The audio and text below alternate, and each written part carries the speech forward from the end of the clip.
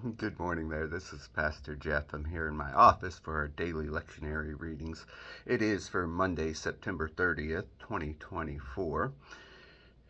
And with it being Monday, we are reflecting back at what happened at church on Sunday. Our psalm reading for Monday, Tuesday, and Wednesday will be Psalm 140. Our Old Testament reading, we are going to be in the book of Esther still for a while. Today it is Esther 4, 1 through 17, and then our New Testament reading comes from 1 Peter chapter 1, verses 3 through 9, and we are going to be in the Message today. And so here we go, beginning with our psalm reading, Psalm 140. God, get me out of here, away from this evil. Protect me from these vicious people. All they do is think up of new ways to be bad. They spend their days plotting war games. They practice the sharp rhetoric of hate and hurt, speak venomous words that maim and kill. God, keep me out of the clutch of those wicked ones. Protect me from those vicious people. All boast and swagger, they plot ways to trip me up, determined to bring me down. These crooks invent traps to catch me and do their best to incriminate me. I prayed, God, you're my God. Listen, God, mercy. God, my Lord, strong Savior, protect me from the fights break out. Don't let the wicked have their way. God, don't give them an inch. These troublemakers are all around me. Let them drown in their own verbal poison. Let God pile hell fire on them. Let them bury them alive in crevices. These loudmouths, don't let them be taken seriously. These savages, let the devil hunt them down. I know that you, God, are on the side of victims, that you care for the rights of the poor. And I know that the righteousness personally thank you that the people of God are secure in your presence. Our Old Testament reading comes from the book of Esther, chapter 4. When Mordecai learned what had been done, he ripped his clothes to shreds and put on sackcloth and ashes. Then he went out into the streets of the city, crying out in loud and bitter cries. He came only as far as the king's gate, for no one dressed in sackcloth was allowed to enter the king's gate.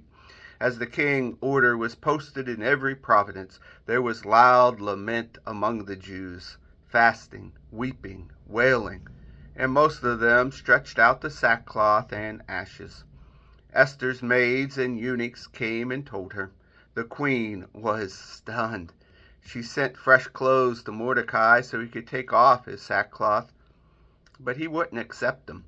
Esther called for Hathach, one of the royal eunuchs whom the king had assigned to wait on her, and told him to go to Mordecai and get the full story of what was happening. So Hathach went to Mordecai in the town square in front of the king's gate. Mordecai told him everything that had happened to him. He also told him the exact amount of money that Haman had promised to deposit in the royal bank to finance the massacre of the Jews. Mordecai also gave him a copy of the bulletin that had been posted in the Susa ordering the massacre, so he could show it to Esther when he reported back with instructions to go to the king and intercede and plead with him for her people. Hathach came back and told Esther everything Mordecai had said. Esther talked it over with Hathach and then sent him back to Mordecai with this message. Everyone who works for the king here, and even the people out in the province, knows that there is a single fate for every man or woman who approaches the king without being invited: death. The one exception is if the king extends his gold scepter, then he or she may live. And it's been 30 days now since I've been invited to come to the king. When Hathach told Mordecai what Esther had said, Mordecai sent her this message. Don't think that just because you live in the king's house, you're the one Jew who will get out of this alive. If you persist in staying silent at a time like this, help and deliverance will arrive for the Jews from someplace else. But you and your family will be wiped out. Who knows?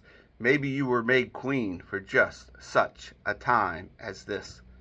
Esther sent back her answer to Mordecai. Go and get all the Jews living in the Susa together. Fast for me. Don't eat or drink for 3 days, either day or night. I and my maids will fast with you. If you will do this, I'll go to the king, even though it's forbidden. If I die, I die. Mordecai left and carried out Esther's instructions. Our New Testament reading comes from 1 Peter chapter 1. What a God we have, and how fortunate we are to have him, this Father of our Master Jesus. Because Jesus was raised from the dead, we've been given a brand new life and have everything to live for, including a future in heaven. And the future starts now.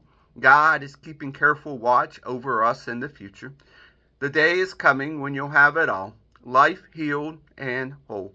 I know how great this makes you feel, even though you have to put up with every kind of aggravation in the meantime. Pure gold, put it in the fire, comes out, and it is proved pure. Genuine faith, put through the suffering, comes out, proved genuine.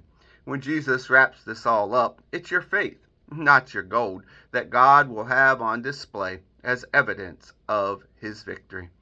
You never saw him, yet you loved him. You still don't see him, yet you trust him with laughter and singing because you kept on believing you'll get what you're looking forward to, total salvation. And here ends our readings for the day.